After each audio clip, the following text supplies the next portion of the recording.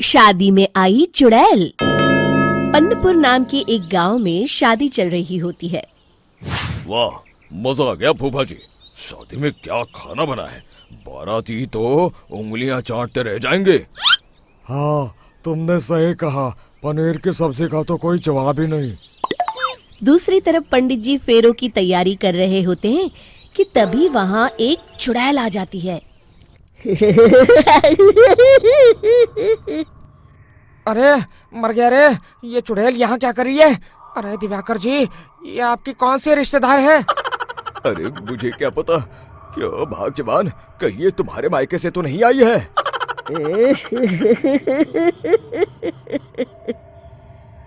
तुम लोगों की इस गांव में बारात लाने की हिम्मत कैसे हुई?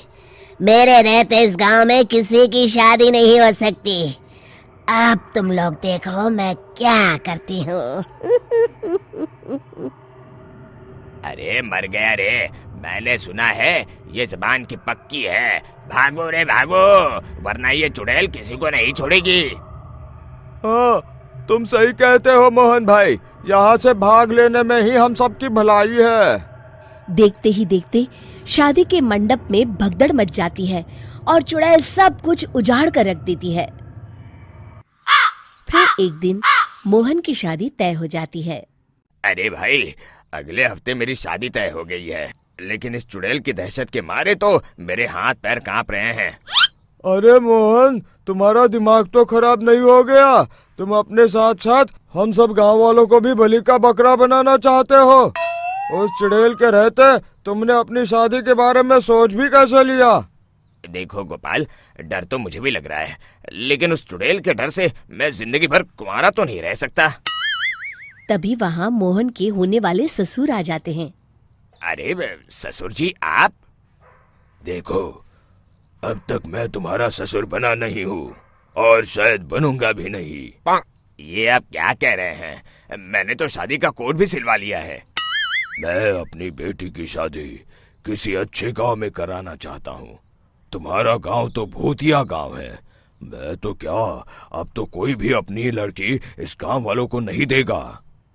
इस तरह चुड़ैल के डर से उस गांव में किसी की भी शादी नहीं हो पाती। फिर एक दिन गांव के जमींदार अपनी बेटी की शादी करने का विचार करते हैं, लेकिन चुड़ैल के डर से उनकी भी हिम्मत जवाब दे देती है। अगर मेरी बेटी की शादी तय समय से नहीं हुई तो मेरी नाक कट जाएगी। मुझे कुछ करना ही होगा। एक सलाहकार के कहने पर जमींदार काशी से एक बहुत ही नामी तांत्रिक को अपने घर बुलवाते हैं, जो भूत चुड़ैल को पकड़ने में माहिर माना जाता था। जमींदार साहब, आप चिंता मत करिए। इस गांव की सीमा में प्रवेश करते ही मुझे उस चुड़ैल के बारे में सब पता चल गया था। आप उसे जल्दी से जल्दी कैद कर लीजिए ताकि मैं अपनी बेटी की शादी कर सकूं। जब वो चुड़ैल एक इंसान थी, तब ठीक उसकी शादी करने वाले दिन ही उसकी और उसके होने वाले पति की एक दुर्घटना में मौत हो गई थी। उसका होने वाला पति आज भी भूत बनकर जंगल में भटकता है। इसलिए जब तक चुड़ैल की शादी नहीं हो जाएगी, वो किसी और की भी शादी नहीं होने देगी। ये आप क्या कह रहे हैं? अगर वो भूत भी हमारे गांव में आ गया तब हमारा क्या होगा? ये आदमी बीच में बहुत बोलता है, इसे बाहर निकालो। उसके बाद तांत्रिक बताते हैं कि अगर उस भूत के साथ चुड़ैल की शादी करा दी जाए तो वो चुड़ैल हमेशा हमेशा के लिए उस गांव को छोड़कर चली जाएगी। जमींदार साहब, आप अपनी बेटी की शादी की तैयारी शुरू कर दीजिए। मैं कुछ गांव वालों को अपने साथ लेकर उस भूत को ढूंढने जंगल की ओर जाता हूँ। इस तरह जमींदार निश्चित होकर अपनी बेटी की शादी करवाने लगते हैं, लेकिन तभी वहाँ चुड़ैल आ जाती है। मैंने तुम गांव वालों को समझाया था ना कि इस गांव में कभी कोई शादी नहीं करेगा। लगता है तुम लोग मुझे हल्के में ले रहे हो। चुड़ैल जमींदार की बेटी को उठा लेती है।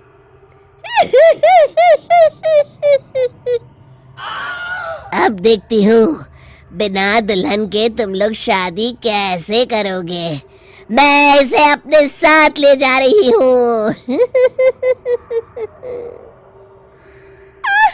छोड़ मुझे, पिताजी, मुझे बचाइए। अरे कोई मेरी बेटी को बचाओ। तभी तांत्रिक उस भूत को लेकर वहां पहुंचता है। अरे भाग्यवान, रुको, इन मासूमों को परेशान मत करो, मैं आ गया हूँ, अब तुम मेरे साथ चलो। चुड़ैल बहुत खुश हो जाती है। आप आ गए, चलिए अब हम मंदिर में चलकर शादी कर लेते हैं। अरे अरे अरे अरे, ये क्या कह रही हो? मंदिर में जाके दोबारा मरना है क्या? चलो, आज से हम जंगल में रहेंगे। चुड़ैल चली गई, अब मेरी शादी हो जाएगी। इस तरह सभी गांव वाले खुशी से झूमने लगते हैं।